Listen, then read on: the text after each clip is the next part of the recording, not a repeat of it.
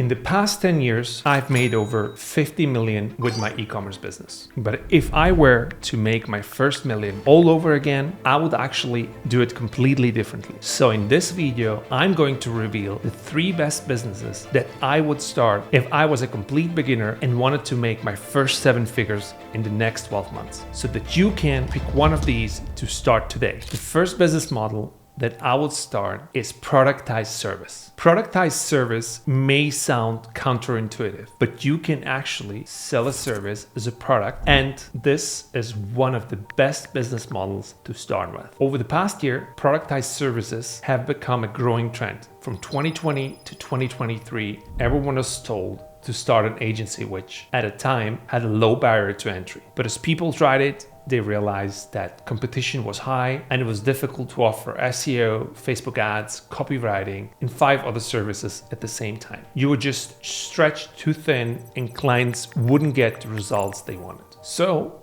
agency owners decided to just niche down to one service and sell it as a product. Typically, an agency service would say, I would run your email marketing campaigns, and the deliverables for each client would be totally different. But for a productized service, you will clearly define what deliverables your clients will get. So let's make an example. Let's say at 4K a month, they could get 8 YouTube videos edited, 8 YouTube scripts written, or in case of Brett Williams, an unlimited UI UX design subscription service, which he actually scaled from 0 to 150K as a one-man business. The best part about a productized service is that it runs on a monthly recurring revenue model, meaning that if you close a client and retain them, you can bill them for exact same service every month. So if you get one new client every month from January to December, your revenue will 12x by the end of the year, obviously if all your clients continue working with you. For your productized service business to make actually 1 million in the next 12 months, if you were to reverse engineer the math, every month you would need to be making 83K a month. And if you charge a service, let's say 4K a month,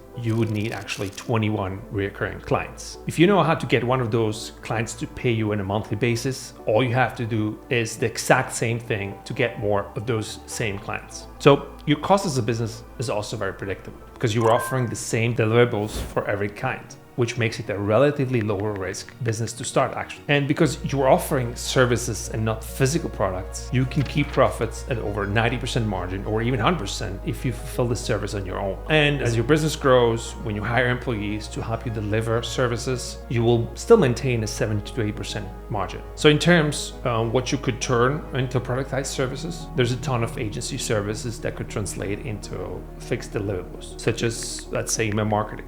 You get 3 emails a week, or another example, web development for a fixed subscription price. Overall, productized service is something I would recommend starting in 2024. The next business that I would start is one that I believe will be in demand for the next 10 to 20 years. It's also a product that you have probably bought without even knowing it. I'm talking about software as a service, or SaaS. Just a few years ago, you would need to put thousands of dollars in upfront costs to hire software engineers and pay for data storage to start a software company. You also needed to be very technical and know how to code. But today, everything has changed. You can start a SaaS with almost no upfront cost. The availability of online tools has made it infinitely easier to get started with just a few $100s. And you don't even need to know how to code. So no-code tools like Bubble.io or Make.com are drag and drop platforms that allow you to make automations and no-code interfaces without technical skills. Everything I'm talking about right now would not have been possible just a few years ago, but it is accessible for everyone today. So similar to productized services, SaaS companies make the majority of their revenue using an MRR model. Right now, you are watching this on YouTube, and some of you pay for YouTube Premium, which is also a monthly recurring service for just $13.99 a month. You get to skip ads, download videos, and watch videos offline. According to a report in February, there are currently 100 million YouTube Premium users. So if you take 100 million, multiply it by $13.99, that's over $1 billion in monthly recurring revenue. And users are unlikely to unsubscribe from the service because of how good it feels not to have watch ads. So if your software is something that people need and it's sticky, your company can acquire new users and get big fast. One of the best reasons to start a SaaS business is that they are known for selling for 5 to 10x multiples of their yearly revenue. You heard it right, revenue. So if your company is doing 100K a month or 1.2 million a year, say it's a valuation of 7x, its annual revenue, the company would be easily valued at $8.4 billion. If you can find a product market fit and people love your product with good marketing, you will easily make your first $1 million in SaaS with a handful of employees. Now, before I talk about the next business model, I want to address the elephant in the room. I'm the CEO of a fashion company that I've grown to over $50 million in sales over the past 3 years. And I'm not going to say that e-commerce is the best business model, because this is the truth. E-commerce is not the fastest way to make your first million, period. If you don't know what you're doing, you can easily take on too much risk and lose everything. When you start out in e-commerce, you have to pay an upfront cost for inventory, warehouse stuff, and it takes time before you get traction. Not only are the startup costs high, but the cash flow for most e-commerce businesses is low. That is because at scale, e-commerce companies have to order inventory from suppliers a few months in advance. So if you want to have inventory for the summer, you have to start production in previous winter or even summer. What this means is that you have to take up the profits that you have made in the previous quarter or year and reinvest that into buying your inventory, which introduces a new level of risk. If you underproduce your inventory, you will have no way of fulfilling new orders, which would mean you will leave revenue on the table. And if you pay too much for inventory and underproject your sales, you could be lighting hundreds of thousands of dollars, if not millions of dollars in inventory on fire, which can put your company in danger. What that means is that you have to take the profits that you made in the previous quarter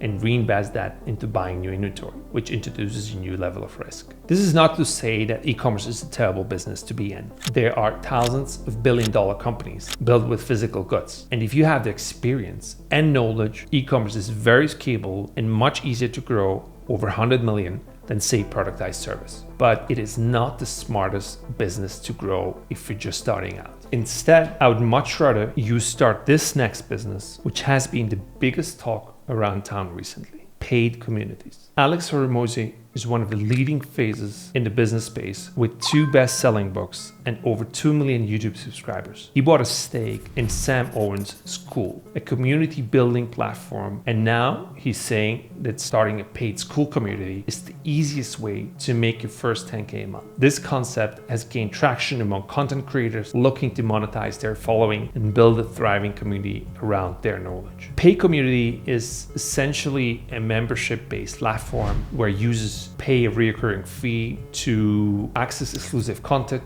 or resources and engage with like-minded individuals. And the value proposition lies in the quality of the content, the expertise of the community leaders, and the sense of actually belonging within a group. So one of the examples of a paid community is Hamza Ahmed, who has 2.3 million subscribers on YouTube, and he mostly talks about self-improvement and being the best man you can be. A few months ago, he launched his own school community with his YouTube audience, and he quickly scaled it to 200K a month in revenue. He takes his YouTube viewers into a free community, and once he bombards them with value there, he sells them on an exclusive community with extra perks that is gate-kept from the free members. So if you have any audience on social media, this is easily one of the best businesses to start. To start a paid community, the first step is to identify a niche. Ideally, you pick one that is evergreen, related to one of the big 3: health, wealth, and happiness. You want to pick a niche that is a mix of something that you are interested and ideally passionate about,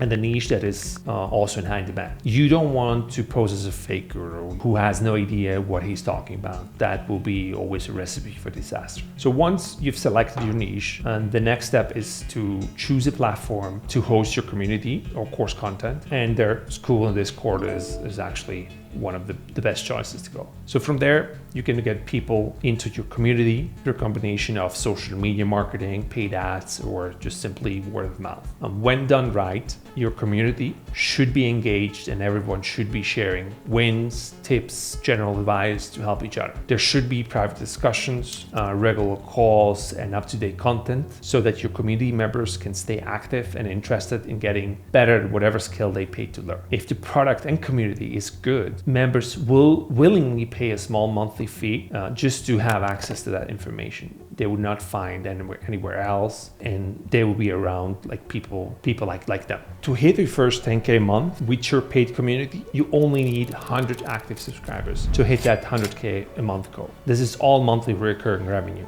which compounds over time. With members in the community, you can upsell them to one-to-one coaching and even more benefits at a higher ticket. And if a percentage of them buy, that is an extra source of revenue.